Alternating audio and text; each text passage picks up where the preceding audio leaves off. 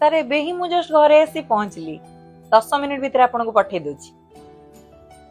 अच्छा सुन लो पॉसिबल हे पारो जदी 5000 टका दे परिबो कोन मते पैसा मागुच ए मासरे टिक ईएमआई रो प्रॉब्लम चलछि तो आर मासरे तुमको मु दे देथांती। माने मु तो मैं ईएमआई भरिबी तमे तो पैसा इनकम करछो ना। सॉरी सॉरी मु जानि जे कहि मन तुम रागी जियो बे लाज लागिबा कथा तुमको। ओहो मु ही पागल तमे सब भूली जाओ एबे कॉफी बने देबी पीबो। हां ठीक अछि बने दोछि।